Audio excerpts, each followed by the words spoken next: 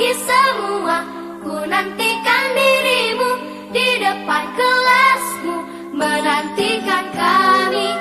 Guruku tersayang, guru tercinta, tanpamu apa jadinya aku? Tak bisa baca tulis, mengerti banyak hal. Guruku, terima kasihku. Nyatanya diriku kadang buatmu marah, namun segala maaf kau berikan.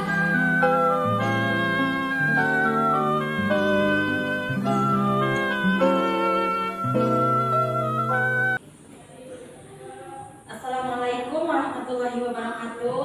Waalaikumsalam warahmatullahi wabarakatuh. Alhamdulillah wa syukurillah wassalatu wassalamu ala rasulillah wa ala alihi wa sahbihi wa mawala. Amma ba'du.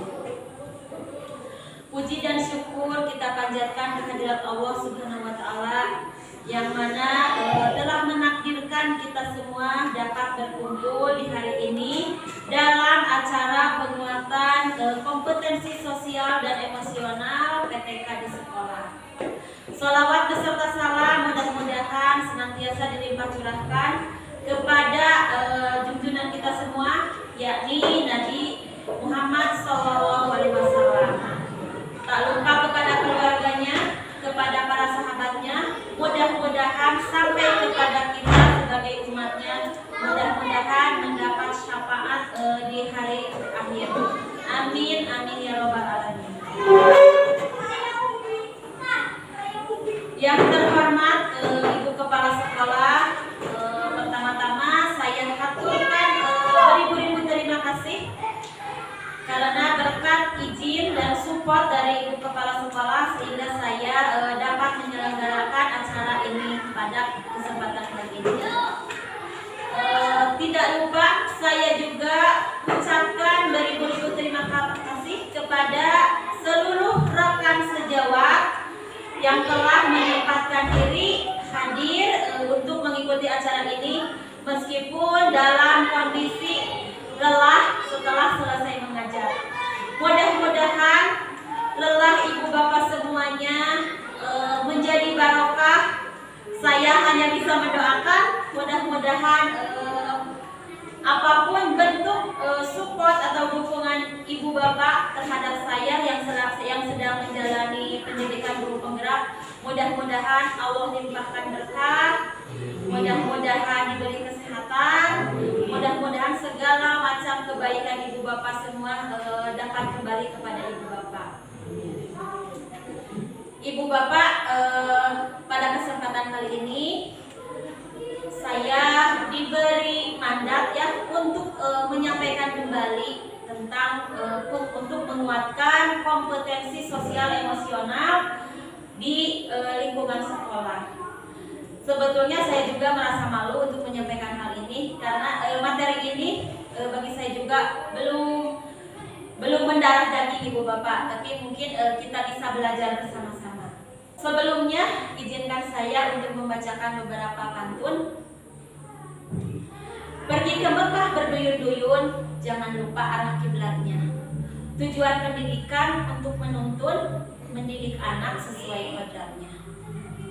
Selanjutnya, tebalkan laku baik pada anak, lakukan restitusi, hindari hukuman. Didiklah anak dengan bijak, pendidikan sosial emosional mari terapkan. Terakhir ibu bapak, jangan pernah merasa pesimis, langkahkan kaki, tataplah masa depan. Mari kita wujudkan kesejahteraan psikologis, sehat mental, sukses dalam kehidupan. Ibu bapak, sampai ini apakah sudah bisa menebak kira-kira apa yang akan saya sampaikan? Belum. Kita belajar bersama ya ibu bapak. Nah ibu bapak, sebelum ke materi inti, sejenak mari kita lakukan praktik mindfulness dengan teknik stop. Apa itu praktik mindfulness? Jadi mindfulness itu kesadaran penuh, yaitu kesadaran yang muncul Ketika seseorang memberikan perhatian secara sengaja pada kondisi saat sekarang dilandasi rasa ingin tahu tanpa menghakimi dan memberikan. Jadi supaya jiwa dan raga ibu bapak ngumpul di sini, tidak raganya di sini, jiwanya masih di kelas 1, di kelas 2, di kelas 3. Kita lakukan dulu teknik mindfulness dengan teknik stop. Sebetulnya hal ini juga bisa kita terapkan terhadap anak didik sebelum mereka mulai pembelajaran, supaya mereka lebih siap belajar lagi, lebih siap dalam menerima materi. Jadi kita bisa menerapkan teknik mindfulness ini dengan, sebetulnya ada beberapa cara teknik mindfulness, ada dengan mendengarkan musik, ada dengan melihat pemandangan, tapi ini yang salah satunya yang akan kita lakukan dengan teknik stop. Stop itu jadi S-nya kita menghentikan segala macam aktivitas. T-nya take and breathe, jadi kita mengambil napas dalam-dalam, lalu O-nya observe, kita mengamati apa yang kita rasakan dalam tubuh kita.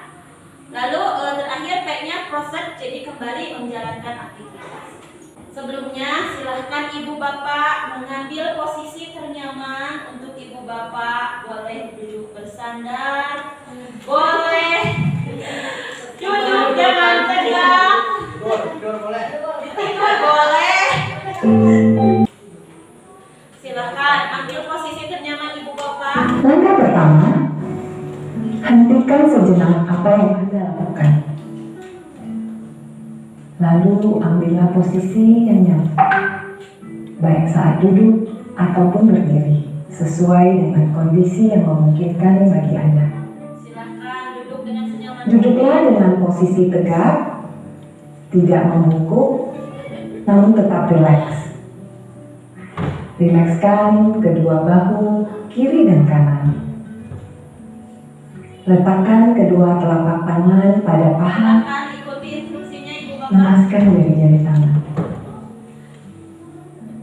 Rasakan tubuh bertumpu pada lantai atau tempat duduk Anda. Istirahatkanlah.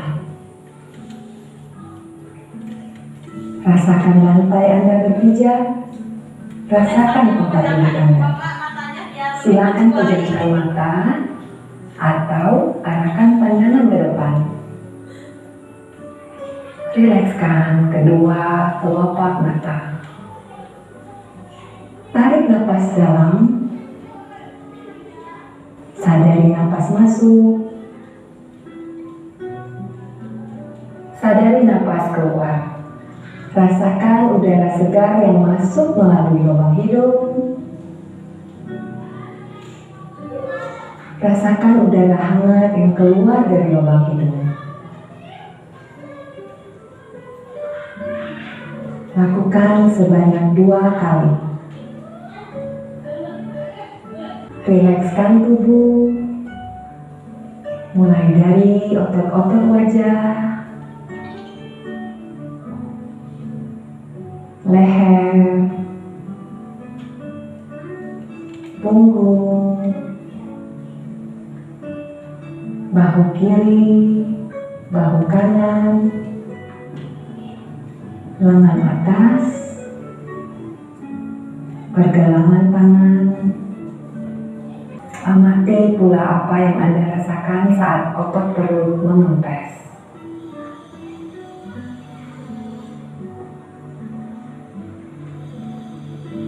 Apa yang Anda pikirkan saat ini? Jika pikiran Anda mengembara pada hal lain atau terasa ngantuk, perlahan kembalikan pikiran Anda pada napas Anda. Amati pikiran yang terasa lebih fokus. Amati pilihan-pilihan tindakan yang dirasa paling tepat untuk Anda lakukan saat ini. Latihan selesai. Silakan lanjutkan kembali aktivitas Anda dengan perasaan yang lebih tenang, pikiran yang lebih jernih, dan sikap yang lebih positif.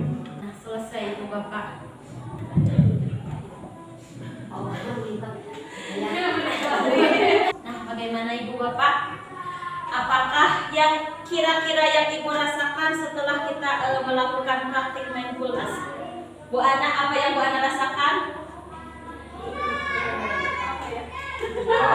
Masih bingung dengan perasaan sendiri? Ya. Ngantuk. Ngantuk, rasa ngantuk, lebih rileks. Kalau Ibu KS apa perasaannya? Apakah merasa lebih fokus atau lebih nyaman atau mungkin nyaman? Kalau Ibu sama lebih. Nah, Ibu Bapak, mungkin itu salah satu manfaat dari praktek mindfulness. Jika kita mempraktikkannya dengan benar-benar, dengan mengikuti sebuah instruksinya, mungkin setelah selesai melakukan latihan ini, kita akan berada dalam kondisi yang lebih tenang dan lebih fokus. Sementara tadi ada yang merasa lebih ngantuk, lebih tenang, lebih rileks, lebih fokus, itu berupa apa? Kesadaran diri. Jadi Ibu Bapak menyadari apa yang dirasakan, memahami apa yang dirasakan, apa yang dialami oleh tubuh Ibu Bapak. Nah, Ibu Bapak, ada sebuah ungkapan dari seorang ilmuwan. Beliau mengatakan bahwa mendidik pikiran tanpa mendidik hati adalah bukan pendidikan sama sekali. Kira-kira menurut Ibu Bapak dari ungkapan ini apa maknanya? Mendidik pikiran tanpa mendidik hati adalah bukan pendidikan sama sekali. Jadi menurut Aristoteles, jadi kalau kita mendidik anak hanya mendidik aspek kognitifnya saja, atau hanya kita mengembangkan aspek intelektualnya saja, kita tidak mendidik karakternya, tidak mendidik hatinya, itu bukan merupakan pendidikan sama sekali. Jadi percuma kalau kita hanya membuat anak pintar secara intelektualnya saja, tapi secara hati nurani atau secara emosional anak tidak kita didik, ya, tidak kita tumbuhkan karakter dalam dirinya. Kita juga sering melihat berita berapa banyak ya Ibu Bapak, contohnya orang yang pintar dengan pendidikan yang tinggi, tapi mungkin melakukan hal-hal negatif, bahkan ada yang sampai melanggar hukum. Mungkin karena itu mereka hanya kaya pikiran tapi tidak kaya hati, atau hanya pendidikannya berhasil untuk mendidik intelektualnya saja, tidak mendidik emosi dan moralnya.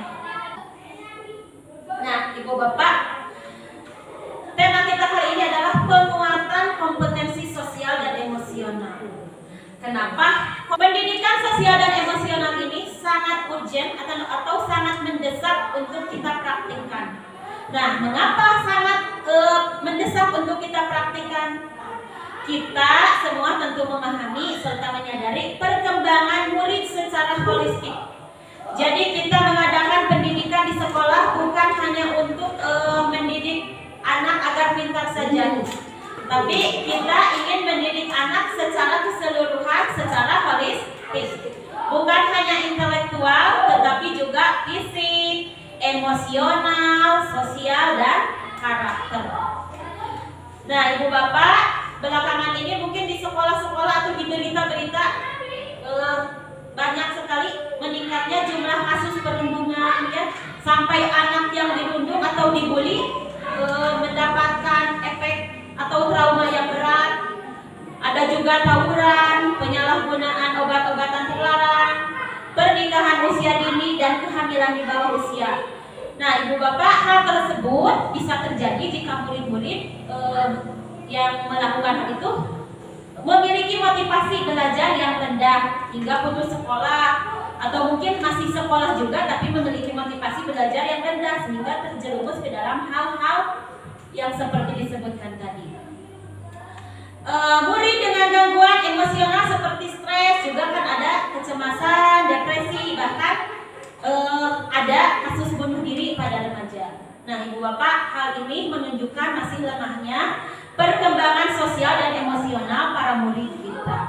Maka pembelajaran yang dapat menumbuhkan kompetensi sosial dan emosional murid adalah sebuah urgensi atau sebuah hal yang mendesak untuk segera kita lakukan dalam proses pendidikan kita. Nah, apa pendidikan sosial dan emosional itu? Pembelajaran sosial dan emosional atau disingkat dengan PSE adalah pembelajaran yang dilakukan secara kolaboratif oleh seluruh komunitas sekolah. Jadi, pendidikan sosial emosional ini harus dilaksanakan oleh seluruh komunitas sekolah. Tidak bisa hanya dilakukan oleh perorangan. Jadi, semuanya harus bekerja sama, berkolaborasi untuk mewujudkan ini. Proses kolaborasi ini memungkinkan anak dan orang dewasa di sekolah memperoleh dan menerapkan pengetahuan, keterampilan, dan sikap positif mengenai aspek sosial dan emosional. Jadi Ibu Bapak, pendidikan sosial emosional ini harus dilaksanakan secara berkesinambungan. Tidak bisa misalnya kalau di guru kelas 1 sudah menerapkan pendidikan sosial dan emosional sementara di kelas 2 terjeda atau terputus. Nah, mungkin hal ini tidak akan berdampak bagi pembentukan karakter. Jadi anak akan kembali ke karakter semula. Jadi pendidikan sosial dan emosional ini harus dilaksanakan secara berkesinambungan di setiap jenjang. Nah, pembelajaran sosial emosional atau dikenal juga dengan nama Social Emotional Learning atau SEL adalah sebuah metode yang membantu siswa untuk mengembangkan pengetahuan, sikap, dan keterampilan dalam mengelola emosi, membangun hubungan yang sehat, menerapkan tujuan, dan pengambilan keputusan yang bertanggung jawab. Jadi kalau menurut saya intinya pendidikan karakter ya, pendidikan sosial emosional deh. Nah, Ibu Bapak, selanjutnya adalah tujuan pembelajaran sosial emosional. PSE bertujuan untuk meningkatkan kompetensi sosial dan emosional, terciptanya lingkungan belajar yang lebih positif, peningkatan sikap positif dan toleransi murid terhadap dirinya, orang lain, dan lingkungan sekolah. Selain itu, PSE di kelas terbukti dapat menghasilkan pencapaian akademik yang lebih baik. PSE memberikan fondasi yang kuat bagi murid untuk sukses dalam berbagai area kehidupan. Mereka baik di luar akademik termasuk kesejahteraan psikologis atau well-being. Jadi Ibu Bapak, pembelajaran sosial emosional ini sebagai fondasi. Jika anak sudah memiliki karakter yang kuat, karakter yang baik, bisa mengelola emosi, bisa bersosialisasi, mungkin dia akan bisa memanajemen dirinya, bagaimana dia menyadari pentingnya pembelajaran, bagaimana dia memahami apa mungkin yang boleh dilakukan, yang tidak dilakukan, dan mereka lebih terfokus dengan tujuannya. Jadi kalau mereka memiliki tujuan hidup, kalau mereka ingin pandai, mungkin mereka juga menyadari harus belajar dengan baik. Jadi pembelajaran sosial emosional ini untuk mengantarkan anak didik kita ke dalam situasi kesejahteraan psikologis yang optimal atau well-being. Nah, apa itu Bapak istilah well-being? Well-being adalah merupakan kesejahteraan psikologis atau sebuah kondisi individu yang memiliki sikap yang positif. Jadi seseorang memiliki sikap yang positif terhadap diri sendiri dan orang lain, dapat membuat keputusan dan mengatur tingkah laku sendiri, dapat memenuhi kebutuhan dirinya dengan menciptakan dan mengelola lingkungan dengan baik. Lalu selanjutnya memiliki tujuan hidup dan membuat hidup mereka lebih bermakna, serta berusaha mengeksplorasi dan mengembangkan dirinya. Dari gambaran well-being ini saja kita sudah memahami kalau anak didik kita sudah memiliki ini. Mungkin kita tidak akan terlalu susah untuk mengarahkannya Ibu Bapak, karena anak didik kita mungkin sudah bisa memanajemen dirinya sendiri, sudah memiliki tujuan hidupnya, sudah memiliki sikap yang positif. Jadi mungkin guru tidak akan terlalu sulit untuk mengarahkan dan mungkin menuntunnya. Nah, ini Ibu Bapak, kenapa alasannya saya mengundang Ibu Bapak ke dalam acara ini. Mengapa harus ada penguatan KSE? Nah, kalau tadi pembelajaran sosial emosional disingkat dengan PSE. Kalau sekarang KSE, penguatan KSE, karena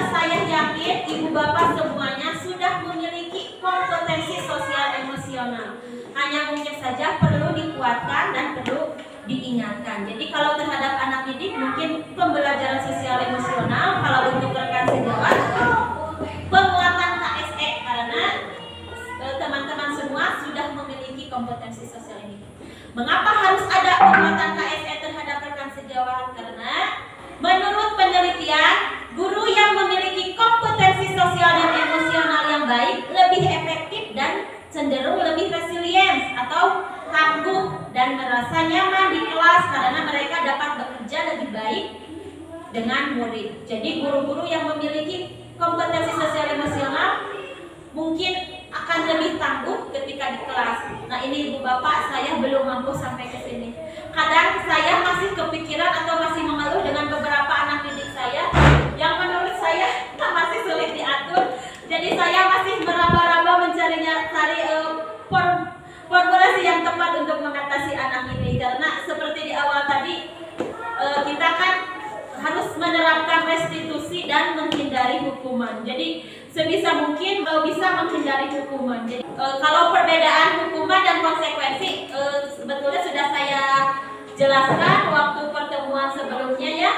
Jadi kalau hukuman terjadi secara tiba-tiba, anak tidak menyepakati, anak tidak mengetahui, lalu bersifat menyakiti anak baik secara mental ataupun fisik.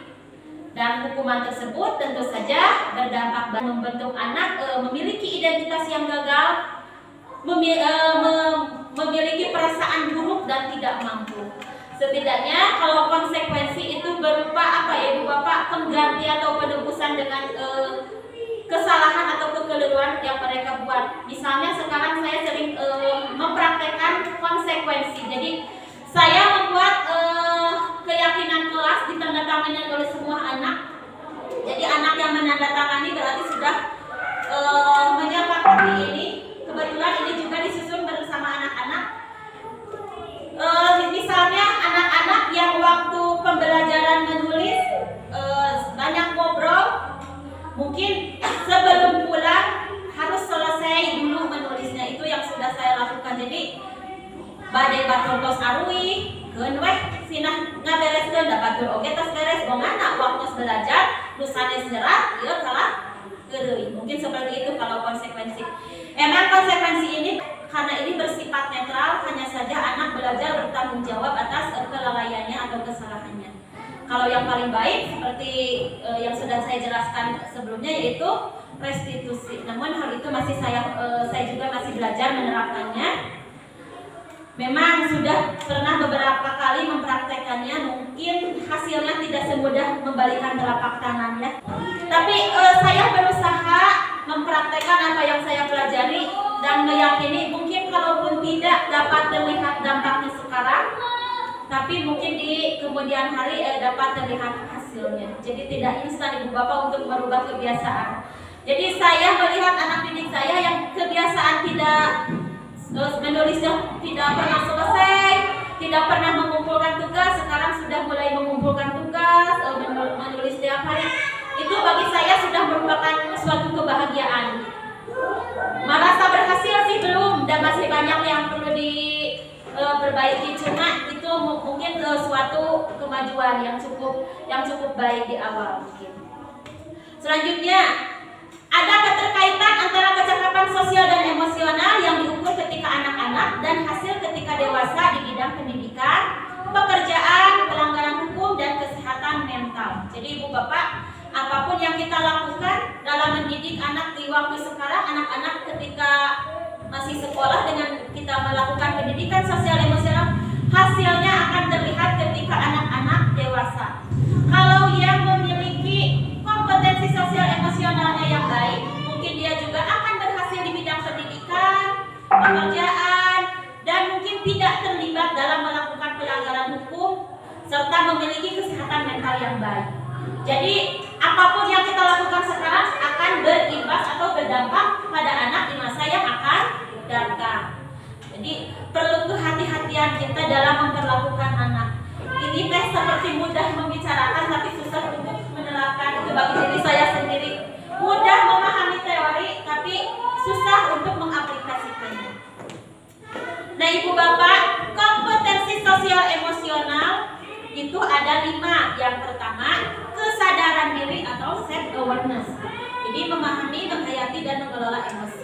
kesadaran diri ini berupa kemampuan untuk memahami perasaan, emosi, dan nilai-nilai diri sendiri dan bagaimana pengaruhnya pada perilaku diri dalam berbagai situasi dan kompleks dalam kehidupan. Contohnya, mungkin kalau anak yang sudah memiliki kesadaran diri dapat menggabungkan identitas pribadi dan identitas sosial. Selanjutnya, dapat mengidentifikasi kekuatan atau aset diri dan budaya.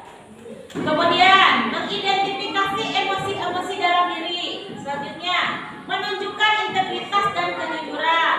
Lalu, dapat menghubungkan perasaan, pikiran, dan nilai-nilai. Selanjutnya, dapat menguji dan mempertimbangkan prasangka dan bias. Lalu, ada memupuk efikasi diri dan memiliki pola pikir bertumbuh. Jadi, indikator kalau anak sudah memiliki kesadaran diri, indikatornya diantaranya adalah hal ini.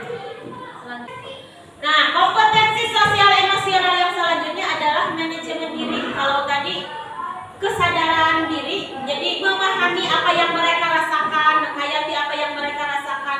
Kalau yang kedua ini manajemen diri. Setelah mereka memahami apa yang mereka rasakan, mungkin mereka akan bisa mengelola emosi, pikiran, dan perilaku. Jadi manajemen diri ini berupa kemampuan untuk mengelola emosi, pikiran, dan perilaku secara efektif dalam berbagai situasi dan untuk mencapai tujuan dan aspirasi. Jadi anak ini sudah bisa memanajemen diri dan sudah memiliki tujuan. Bagaimana caranya untuk bisa mencapai tujuan? Anak ini memanajemen dirinya, mengelola dirinya sedemikian rupa.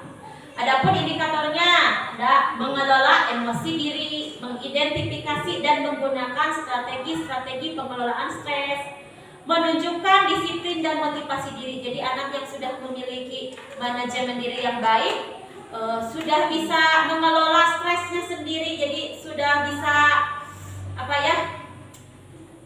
samitan memahami mengelola diri, lalu menunjukkan adanya motivasi dan memiliki kedisiplinan. Selanjutnya, mampu merancang tujuan pribadi dan tujuan bersama, menggunakan keterampilan merancang dan mengorganisir, dan memperlihatkan keberanian dalam mengambil inisiatif.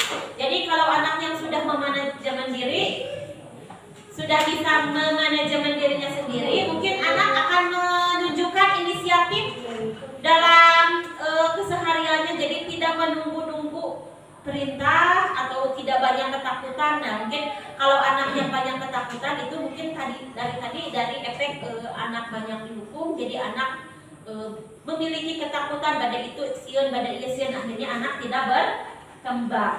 Jadi karena takut salah, tidak diberikan kebebasan, anak tidak menyadari potensinya dan tidak potensinya sehingga tidak tergali dan tidak berkembang. Selanjutnya, anak juga dapat mengendalikan diri dalam kelompok. Jadi anak yang sudah bisa memanajemen diri ketika berada di dalam kelompok, anak tersebut bisa membawakan bagaimana dirinya, sikapnya yang seharusnya di dalam kelompok. Yang ketiga ada kompetensi pendidikan sosial dan emosional, yaitu dengan kesadaran sosial. Jadi social awareness, merasakan dan menunjukkan empati kepada orang lain. Jadi kesadaran sosial ini berupa kemampuan untuk memahami sudut pandang dan dapat berempati dengan orang lain, termasuk mungkin bukan hanya dengan saudara yang sama atau suku yang sama, tapi dengan budaya atau latar belakang yang berbeda dan juga dalam konteks yang berbeda-beda. Nah, ibu bapak, anak-anak yang sudah memiliki kesadaran sosial ini akan mempertimbangkan pandangan dan pemikiran orang lain. Jadi anak tidak egois, tapi berpikiran terbuka dengan mempertimbangkan pemikiran orang lain.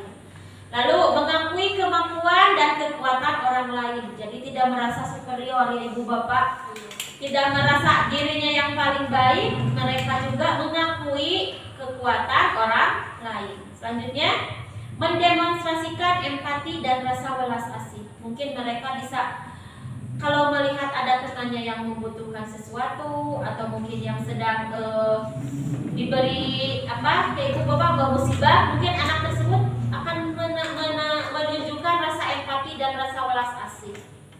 Selanjutnya, menunjukkan kepedulian atas perasaan orang lain. Jadi upami berbicara, bersikap, berperilaku, mereka akan mengatur pembicaraan dan perilakunya sehingga mungkin tidak menyinggung perasaan orang lain.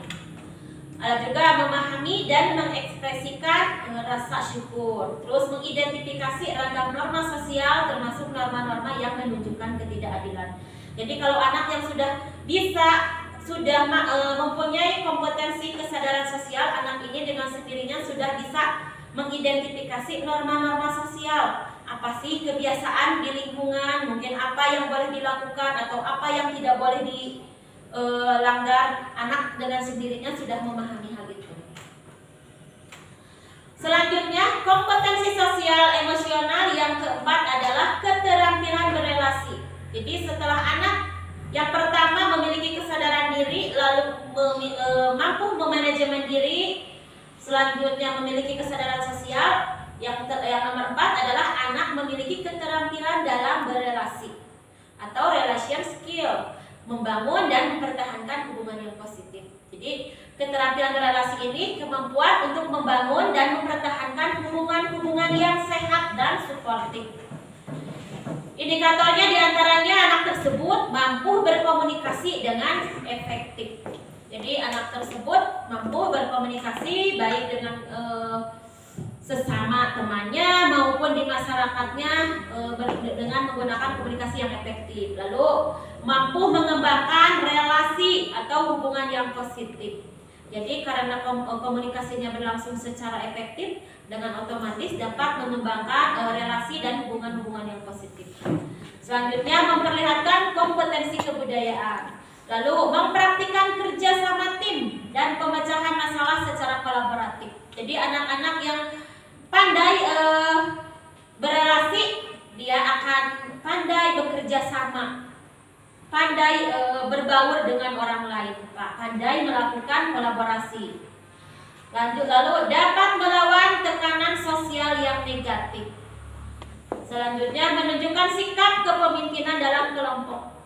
Jadi sebagai salah satu nilai dan peran guru adalah menunjukkan kepemimpinan murid. Nah, mungkin dengan pendidikan sosial emosional kita juga bisa menumbuhkan kepemimpinan pada murid. Jadi murid menunjukkan sikap kepemimpinan dalam kelompok. Meskipun di dalam kelompok maupun secara personal mengelola dirinya sendiri, anak-anak ini sudah menunjukkan kompetensi yang mampu seperti itu. Selanjutnya mencari dan menawarkan bantuan apabila membutuhkan. Jadi anak tersebut pandai berkomunikasi, otomatis jika mereka membutuhkan, mereka akan hal yang dapat dibagikan dengan teman-temannya, mereka juga bisa memberikan bantuan. Lalu akan peduli dengan hak-hak orang lain. Jadi akan turut membela hak-hak orang lain. Nah, Ibu Bapak, yang terakhir, kompetensi sosial emosional ini berupa pengambilan keputusan yang bertanggung jawab. Jadi kemampuan untuk mengambil pilihan-pilihan, membangun yang berdasar asas kepedulian, kapasitas dalam mempertimbangkan standar-standar etis dan rasa aman, dan untuk mengevaluasi manfaat dan konsekuensi dari macam-macam tindakan dan perilaku untuk kesejahteraan psikologis atau well-being diri sendiri, masyarakat, dan kelompok.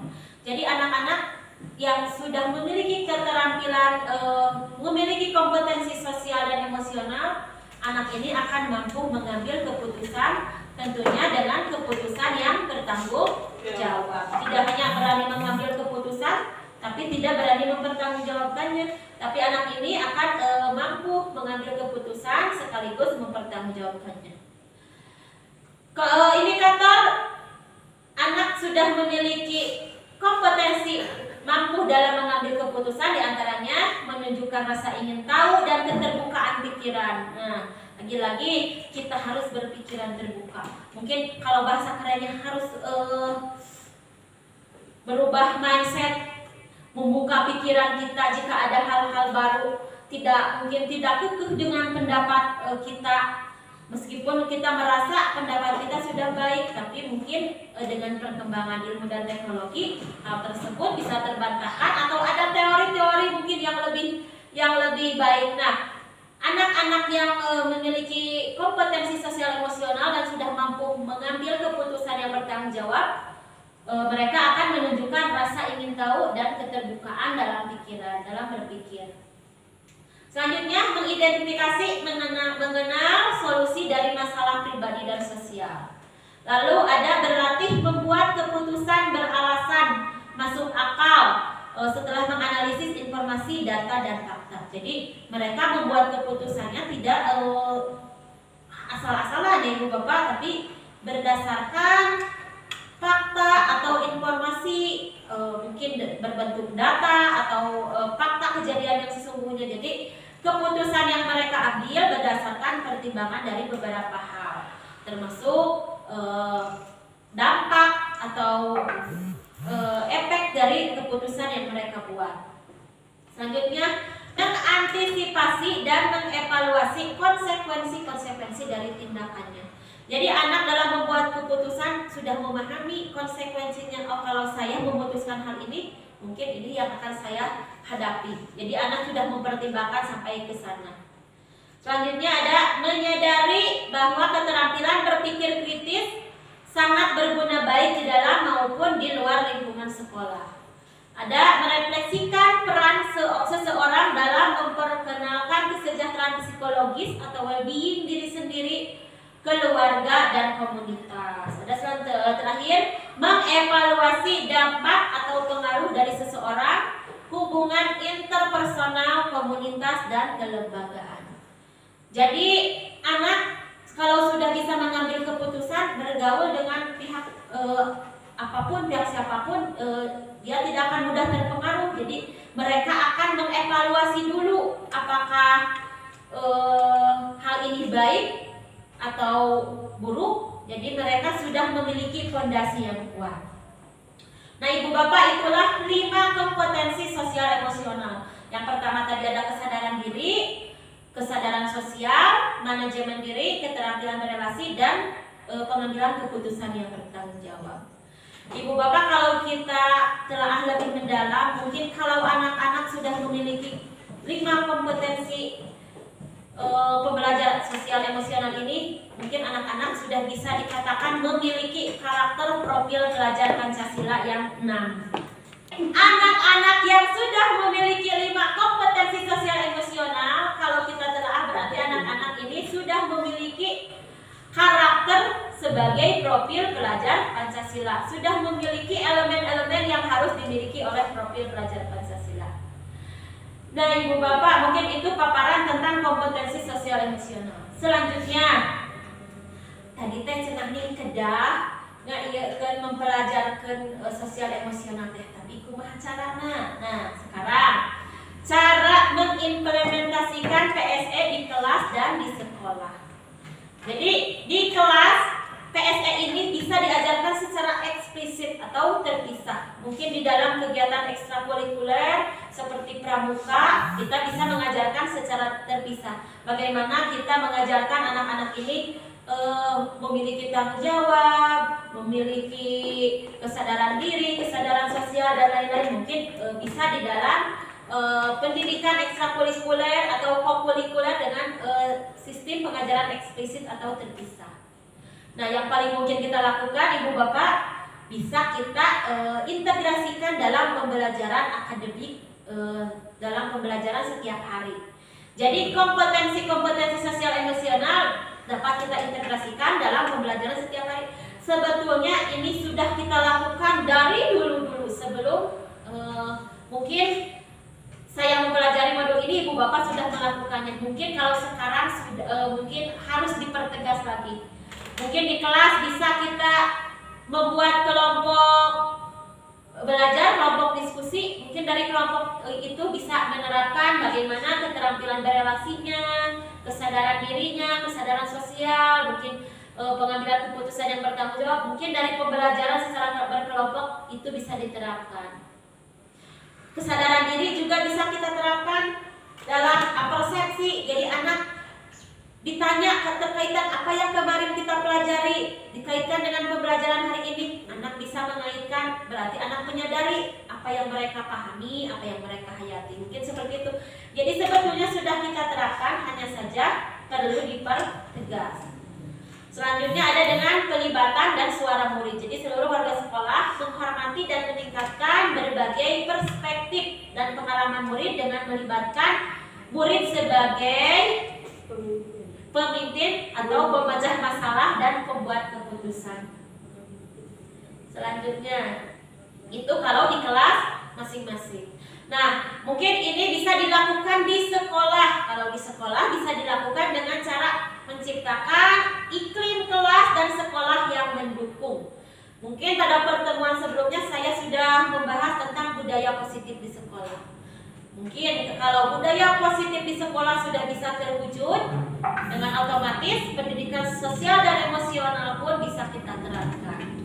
Selanjutnya berfokus pada KSE atau pendidik dan tenaga kependidikan. Nah, kalau di sekolah seperti yang kita lakukan saat ini, yaitu berfokus pada pendidik dan tenaga kependidikan. Mungkin salah satunya contohnya seperti ini.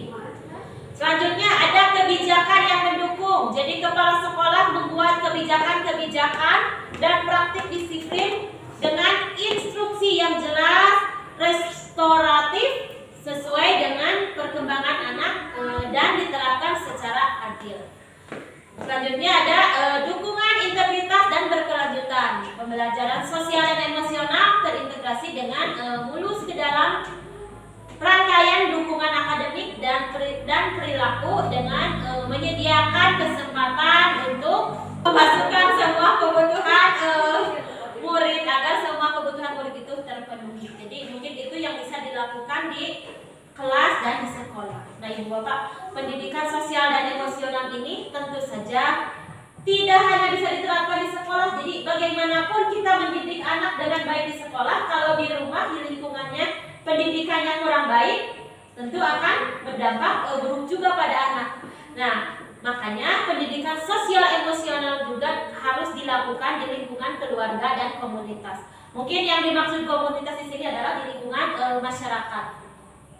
Mungkin sekolah bisa melakukan pelibatan kemitraan dengan orang tua. Jadi keluarga dan pendidikan dan tenaga kependidikan sekolah memiliki kesempatan yang reguler dan bermakna untuk membangun hubungan dan berkolaborasi untuk mendukung perkembangan sosial dan emosional peserta didik. Jadi guru atau tenaga kependidikan di sekolah melakukan kolaborasi dengan orang tua untuk sama-sama kita menerapkan pendidikan sosial dan emosional. Selanjutnya adalah kemitraan dengan komunitas atau mungkin dengan masyarakat. Jadi sekolah juga bisa bermitra dengan masyarakat, bagaimana kita mengupayakan agar pendidikan sosial emosional ini dapat terselenggara tidak hanya di sekolah, melainkan juga dapat dilaksanakan di keluarga dan di masyarakat. Nah, yang terakhir, terbentuknya sistem dalam upaya peningkatan berkelanjutan. Jadi data implementasi dan artefak dikumpulkan dan digunakan untuk memantau progres menuju tujuan dan terus meningkatkan semua sistem praktik baik dan kebijakan terkait PSE dengan fokus pada kesetaraan. Jadi pembelajaran sosial emosional ini seperti halnya pembelajaran yang lainnya. Jadi harus kita dokumentasikan, artefak itu semacam dokumentasi, harus kita pantau progresnya.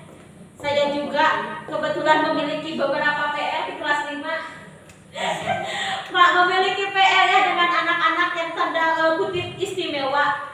Jadi masih perlu penanganan lebih lanjut. Mungkin hal ini perlu dipantau progresnya, kemajuannya. Jadi tidak hanya kita menerapkan pembelajarannya saja tanpa dipantau hasilnya atau progresnya, kemajuannya. Nah, mungkin Ibu Bapak itu yang dapat saya sampaikan. Sampai di sini apakah ada yang mau ditanyakan? Sudah cukup. Sudah cukup. Tak mengantuk atau? Nah, Ibu Bapak, mungkin itu yang dapat sampaikan sekilas tentang pembelajaran sosial dan emosional. Jadi kita sebagai pendidik ibarat petani, sekolah ibarat persemayan. Jadi bagaimanapun benih yang baik tapi ditanam di tanah yang gersang anak memiliki karakter yang baik dari rumah, tapi di sekolahnya gersang, tidak bisa memenuhi kebutuhan anak, benih itu tidak akan tumbuh dengan maksimal. Tapi kalaupun benih kurang baik, tapi ditanam di tanah yang subur, terusan dirawat oleh petani dengan baik, disiram, hama-hamanya disingkirkan, mungkin meskipun benihnya kurang baik, tapi benih tersebut akan tumbuh dengan baik. Nah, mungkin kita berharap anak didik kita tong boroning anu karakterna sae nya Bapak Bapak, jangankan anak yang memiliki karakter yang sudah bagus, anak yang memiliki karakter yang masih perlu diperbaiki, kalau gurunya mungkin kalau diibaratkan sebagai petani telaten, merawatnya, memupuknya, menyingkirkan dari hama-hama, mudah-mudahan anak tersebut bisa tumbuh menjadi tunas-tunas yang baik, dan mudah-mudahan menjadi tunas bangsa, tunas harapan, jadi bisa menjadi generasi penerus yang baik. Mungkin itu saja Ibu Bapak yang dapat sampaikan. Terima kasih atas kesediaannya. Mohon maaf telah mengganggu waktu istirahatnya.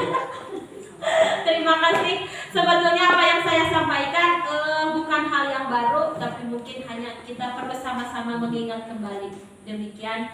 Wassalamualaikum warahmatullahi wabarakatuh.